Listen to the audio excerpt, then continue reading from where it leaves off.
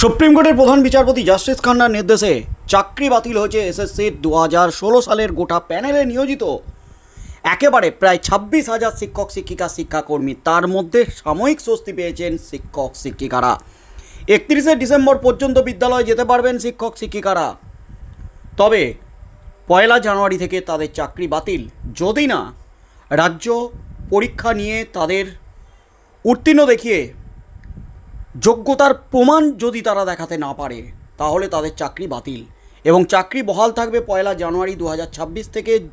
যদি তারা যোগ্যতার পরীক্ষায় পাশ করে যোগ্যতা প্রমাণ করতে পারে, যোগ্য প্রমাণ করতে পারে, তবেই কিন্তু তাদের চাকরি বহাল থাকবে। কিন্তু শিক্ষাকর্মীদের ক্ষেত্রে কোনো রকম ছাড়পত্র দেননি প্রধান বিচারপতি। শিক্ষাকর্মীদের চাকরি বাতিলের নির্দেশ দিয়েছেন। শিক্ষাকর্মীদের জন্য একেবারে চরম নির্দেশ। তার মধ্যেই অযোগ্য শিক্ষক শিক্ষিকা এবং শিক্ষাকর্মীদের যা বেতন পেয়েছেন 12% সুদের হারে 4 সপ্তাহের মধ্যে ফেরত দেওয়ার নির্দেশ দিয়েছিলেন প্রধান বিচারপতি জাস্টিস খান্না। কিন্তু সুপ্রিম কোর্টের নির্দেশের পরও প্রায় 4 সপ্তাহ হতে যাচ্ছে, এখনও পর্যন্ত রাজ্য এই নিয়ে কোনো রকম পদক্ষেপ গ্রহণ করেনি বা কোনো রকম নির্দেশিকা জারি করেনি। এই অভিযোগে সুপ্রিম অবমাননা করছে রাজ্য। সুপ্রিম কোর্টের নির্দেশকে বুড়ো আঙুল দেখাচ্ছে, এরকমই অভিযোগে মামলা দায়ের হয় আবারও কলকাতা হাইকোর্টে বিচারপতি দেবাংশু বসাকের ডিভিশন বেঞ্চে। সেই মামলাতেই রাজ্য প্রশ্ন তুলেছিল, বিচারপতি দেবাংশু বসাক কি এই মামলা শুনতে পারেন? যেহেতু সুপ্রিম কোর্টে চলছে এই মামলা, বিচারপতি দেবাংশু বসাকের কি এই মামলা শোনার এখতিয়ার আছে? এই প্রশ্নটা উঠে গিয়েছিল। তার মধ্যেই কিন্তু আজ রীতিমতো ঝোড়ো ব্যাটিংয়ে সপাটে চালিয়ে একেবারে বড় জয় পেয়ে গেলেন বিকাশ রঞ্জন ভট্টাচার্য। রাজ্যকে নাস্তানাবুদ করে ছাড়লেন, এসএসসিকে নাস্তানাবুদ করে ছাড়লেন বিকাশ রঞ্জন ভট্টাচার্য। কলকাতা হাইকোর্টে বিচারপতি দেবাংশু বসাকের এজলাসে একের পর এক ছক্কা আইনজীবী বিকাশ রঞ্জন ভট্টাচার্যের।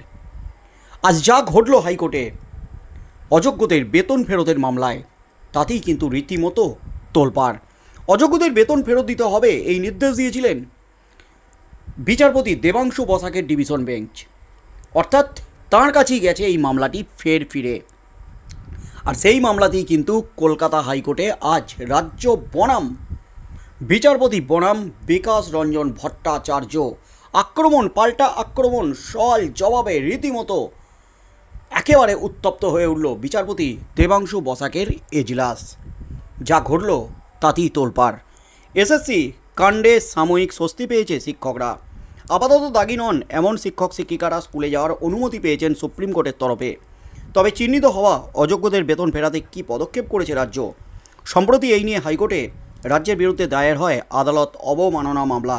পাশাপাশি সুপ্রিম নির্দেশ মতো চাকরিহারাদের 22 লক্ষ ওএমআর সিট এখনও প্রকাশ করা হয়নি। এই অভিযোগেই আদালত অবমাননার মামলা দায়ের হয়েছিল হাইকোর্টে। পাল্টা হাইকোর্টের মামলা শোনার এখতিয়ার নিয়ে প্রশ্ন তোলে রাজ্য নতুন যুক্তি রাখতে চায় আদালতে।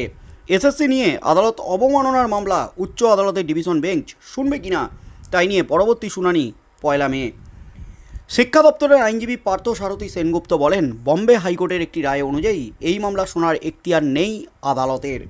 বিচারপতি দেবাংশু বসাক এরপর প্রশ্ন তোলেন, এখানে দুটো মামলা মার্চ করার প্রশ্ন আসছে কিভাবে? রাজ্যের তরফে আইনজীবী কল্যাণ বন্দ্যোপাধ্যায় সওয়াল করেন, স্পেশাল লিভ গ্রান্ট করা হয়েছিল, 136 হলো কনস্টিটিউশন প্রভিশন। 3 বিচারপতি বেঞ্চের নির্দেশ নিয়ে আদালত অবমাননার মামলা হাইকোর্টের ডিভিশন বেঞ্চ শুনতে পারে না। স্কুল সার্ভিস কমিশনের আইনজীবী সপ্তাংশু বসু বলেন, আপনি দেখুন কন্টেম্পট অফ কোর্ট কি। এরপর ব্যাট ধরেন বিকাশ রঞ্জন ভট্টাচার্য।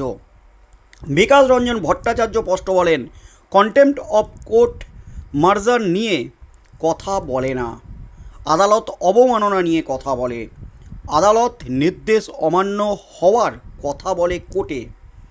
বিচারপতি বলেন, কোন কোর্টে? বিকাশ রঞ্জন ভট্টাচার্য বলেন, সেটা নির্দিষ্ট করে বলা নেই। দিল্লি হাইকোর্টের একটি রায় দেখান বিকাশ রঞ্জন ভট্টাচার্য, প্রমাণ তুলে ধরেন তিনি। এরপর বিচারপতি বলেন, একক বেঞ্চের অর্ডার ডিভিশন বেঞ্চ পুনর্বিবেচনা করেছে, কিন্তু এখানে তো সেই বিষয়টি নেই। এখানে সুপ্রিম কোর্টের স্পেশাল বেঞ্চ নিয়ে কথা হচ্ছে।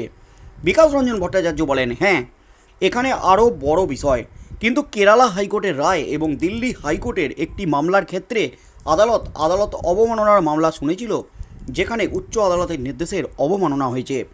বিচারপতি বলেন, আপনি একবার আর্টিকেল 250 দেখুন। বিকাশ রঞ্জন ভট্টাচার্য বলেন, হাইকোর্টের ক্ষমতা আছে আদালত অবমাননার মামলা শোনার, তার নির্দেশের অবমাননা হলে। বিচারপতি বলেন, জুডিশিয়াল অর্ডারের ক্ষেত্রে হাইকোর্টের উচ্চতর কোর্টের নির্দেশের অমান্য হলে রিভিউয়ের আকারে আদালত অবমাননার মামলা শুনতে পারে। বিকাশ রঞ্জন ভট্টাচার্য বলেন, সুপ্রিম কোর্টে 2-3টে পয়েন্ট খারিজ করেছে, বাকি নির্দেশগুলো কার্যকর কে করাবে? ডক্টরিন অফ মার্জার বলে সুপ্রিম কোর্টের কোনো নির্দেশ মানা হয়নি সেই বিষয়ে। বিচারপতি বলেন, ডিক্রি মানি সেটা এক্সিকিউট হতে হবে। ইনিশিয়াল অ্যাপ্রোচ সুপ্রিম কোর্টে হয়েছে। বিকাশ রঞ্জন ভট্টাচার্য বলেন, না, প্রথমে হাইকোর্টে আবেদন করা হয়েছিল, তারপর সেটাকে চ্যালেঞ্জ করে সুপ্রিম কোর্টের কাছে আবেদন করা হয়েছিল। এখন সুপ্রিম কোর্ট বলতে পারে না যে তার নির্দেশ মানা হয়নি, কেন সেই উচ্চ আদালত মামলা শুনতে পারবে না? বিচারপতি বলেন, সুপ্রিম কোর্ট সময়সীমা বৃদ্ধি করেছেন যোগ্য চাকরি প্রার্থীদের, শুধু তাই নয়, বলেছে যে তাদের আদেশ না মানা হলে তারা অন্য পদক্ষেপ নেবেন। তাহলে এই আদালত সুপ্রিম কোর্টের নির্দেশ অমান্য নিয়ে কেন বিবেচনা করবে? বিকাশ রঞ্জন ভট্টাচার্য বলেন, সময় বাড়ানো হয়েছে রাজ্যের আবেদনের ভিত্তিতে, তার মধ্যে টাকা ফেরত দেওয়ার প্রক্রিয়া শুরু করতে হবে। বিচারপতি বলেন, আমরা এই বিষয়টি তাহলে শুনতে পারি না, নিয়োগের পরীক্ষা নিতে সময় লাগবে বলা হচ্ছে রাজ্যের তরফে, সেই আবেদন শুনে সুপ্রিম কোর্ট গ্রাহ্য করেছে আবেদন। বিকাশ রঞ্জন বলেন, সংবিধানে কোন কোর্ট তার উল্লেখ করা হয়নি। এক্ষেত্রে ইচ্ছাকৃতভাবে আদালতের জারি করা কোনো ডিক্রি বা নির্দেশ অমান্য করা হলে সেটা আদালতের অবমাননা হিসাবে ধরা হবে এবং আদালতে শুনানি করা হবে। আগামী 1 মে মামলার পরবর্তী শুনানির দিন ধার্য হয়েছে। অর্থাৎ রাজ্য এসএসসি মধ্যশিক্ষা পর্ষদ তারা কিন্তু এই মামলাটিকে বিচারপতি দেবাংশু বসাকের এজলাসে আটকানোর জন্য মরিয়া, একেবারে মরিয়া। এই মামলা বিচারপতি দেবাংশু বসাক হাইকোর্টে শুনতে পারেন না, তার এখতিয়ার নেই, এই প্রশ্ন তুলে দিয়েছেন তারা। অর্থাৎ যতটা সম্ভব ঢিলেমিক করা যায়, যতটা সম্ভব অযোগ্যদের বেতন ফেরতের বিষয়ে যতটা সম্ভব অযোগ্যদের কিছুটা সুরাহা দেওয়া যায়। আইনজীবীরা প্রশ্ন তুলে দিয়েছেন, সুপ্রিম কোর্টের নির্দেশ মানা হচ্ছে না কেন? সুপ্রিম কোর্ট 4 সপ্তাহের মধ্যে বেতন ফেরতের নির্দেশ দিয়েছে, তাহলে কি অযোগ্যদের বাঁচাতে চাইছে রাজ্য, যে দাবিটা দীর্ঘদিন ধরে তুলেছে বিভিন্ন মহল, যোগ্য চাকরি প্রার্থীরা, এমনকি আইনজীবী মহল থেকে শুরু করে রাজনৈতিক মহল? তার মধ্যেই এই মামলা আজ শোনা হলেও আজ পর্যন্তও কিন্তু ফয়সালা হলো না যে এই মামলা কে শুনবে, সুপ্রিম কোর্ট না কলকাতা হাইকোর্ট।